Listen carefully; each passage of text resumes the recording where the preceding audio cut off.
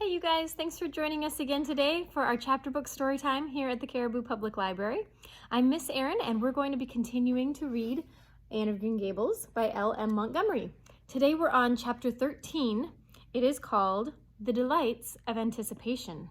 Do you guys understand what anticipation means? When you're so looking forward to something and the joy of just thinking about it even though it hasn't happened yet. It means you're anticipating it. All right. It's time Anne was in to do her sewing, said Marilla, glancing at the clock and then out into the yellow August afternoon, where everything drowsed in the heat.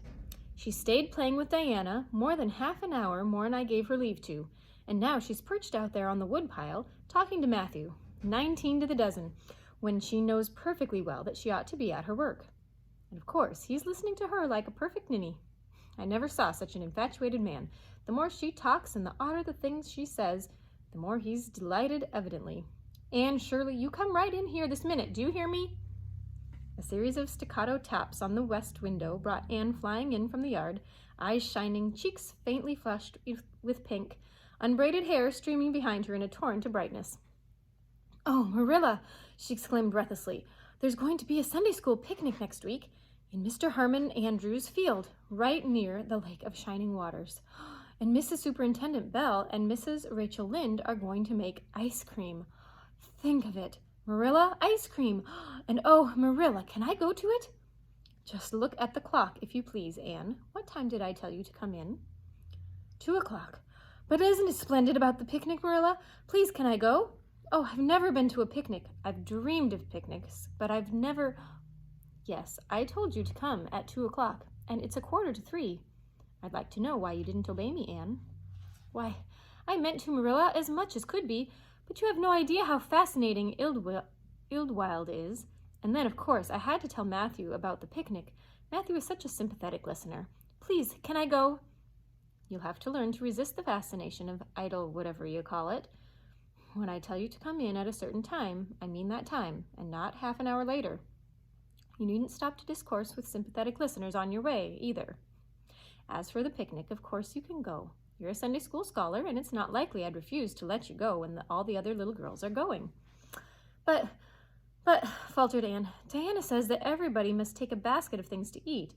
I can't cook, as you know, Marilla, and I don't mind going to a picnic without puffed sleeves so much, but I'd feel terribly humiliated if I had to go without a basket. It's been preying on my mind ever since Diana told me. Well, it needn't prey any longer. I'll bake you a basket. Oh, you dear good Marilla. Oh, you are so kind to me. Oh, I'm so much obliged to you.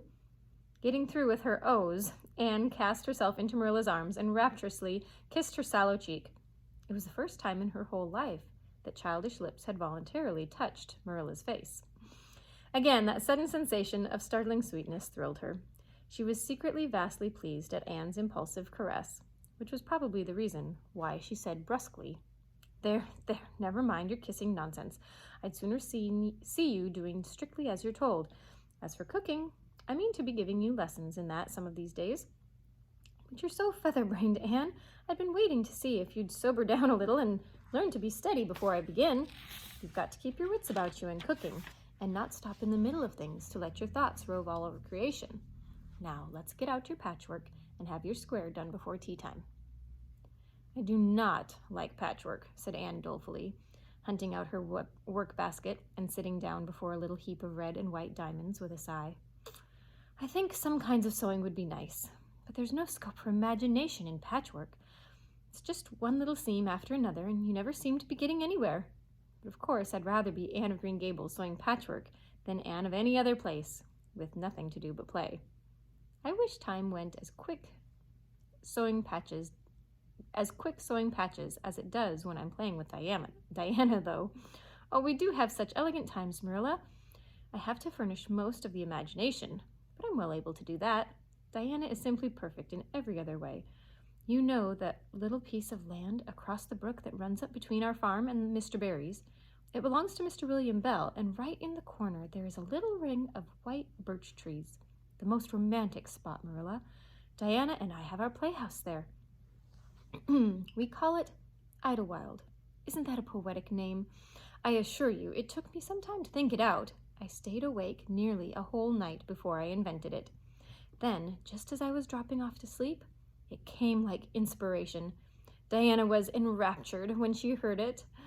We have got our house fixed up elegantly. You must come and see it, Marilla, won't you? We have great big stones all covered with moss for seats and boards from tree to tree for shelves. And we have all our dishes on them. Of course, they're all broken, but it's the easiest thing in the world to imagine that they are whole. It's a piece of a plate with a spray of red and yellow ivy on it that is especially beautiful. We keep it in the parlor, and we have the fairy glass there, too. The fairy glass is as lovely as a dream. Diana found it out in the woods behind their chicken house.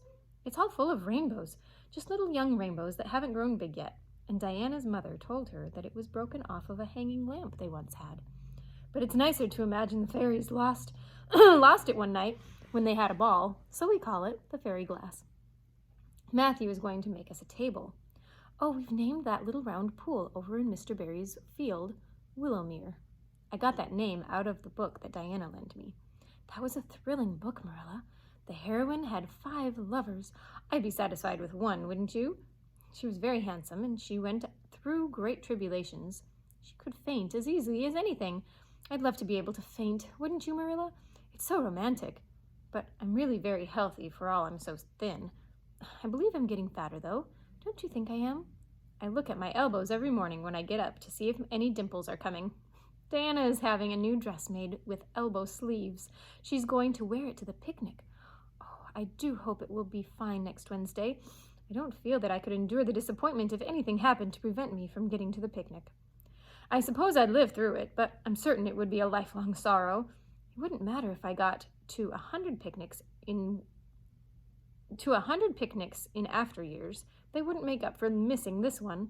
They're going to have boats on the Lake of Shining Waters, and ice cream, as I told you. I've never tasted ice cream. Diana tried to explain what it was like, but I guess ice cream is one of those things that are beyond imagination. Anne, you have talked even on for 10 minutes by the clock, said Marilla. Now, just for curiosity's sake, see if you can hold your tongue for the same length of time. Anne held her tongue as desired, but for the rest of the week, she talked picnic and thought picnic and dreamed picnic. On Saturday it rained, and she worked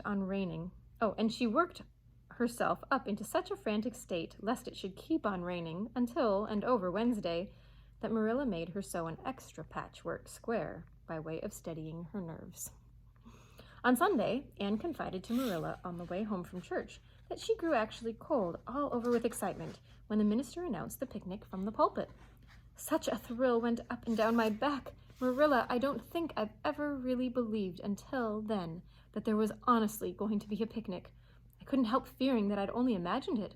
But when a minister says a thing in the pulpit, you just have to believe it. You set your heart too much on things, Anne, said Marilla with a sigh. I'm afraid there will be a great many disappointments in store for you through life. Oh, Marilla, looking forward to things is half the pleasure of them, exclaimed Anne. You mayn't get the things themselves, but nothing can prevent you from having the fun of looking forward to them. Mrs. Lynde says, "Blessed are they who expect nothing, for they shall not be disappointed." But I think it would be worse to expect nothing than to be disappointed. Marilla wore her amethyst brooch to church that day as usual. Marilla always wore her amethyst brooch to church. She would have thought it rather sacrilegious to leave it off, as bad as forgetting her Bible or her collection dime. That amethyst brooch was Marilla's most treasured possession. A seafaring uncle had given it to her mother, who in turn had bequeathed it to Marilla. It was an old-fashioned oval containing a braid of her mother's hair, surrounded by a border of very fine amethysts. Marilla knew too little about precious stones to realize how fine the amethysts actually were, but she thought them very beautiful and was always pleasantly conscious of their violet shimmer at her throat, above her good brown satin dress, even although she could not see it. Anne had been smitten with delighted admiration when she first saw that brooch. "Oh, Marilla, it's a perfectly elegant brooch. I don't know how you can pay attention to the sermon or the prayers when you have it on. I couldn't. I know, I think amethysts are just sweet. They are what I used to think diamonds were like. Long ago, before I had ever seen a diamond, I read about them and I tried to imagine what they would be like. I thought they would be lovely, glimmering purple stones. When I saw a real diamond in a lady's ring one day, I was so disappointed I cried. Of course, it was very lovely, but it wasn't my idea of a diamond. Will you let me hold the brooch for 1 minute, Marilla? Do you think amethysts can be the souls of good violets? And that is the end of chapter 13. Now we're not going on to the next chapter right away because it is a little bit longer and it would take too long to get to the end of it for today. So we'll continue with that next time. You guys have a wonderful rest of your day. Thanks for joining us.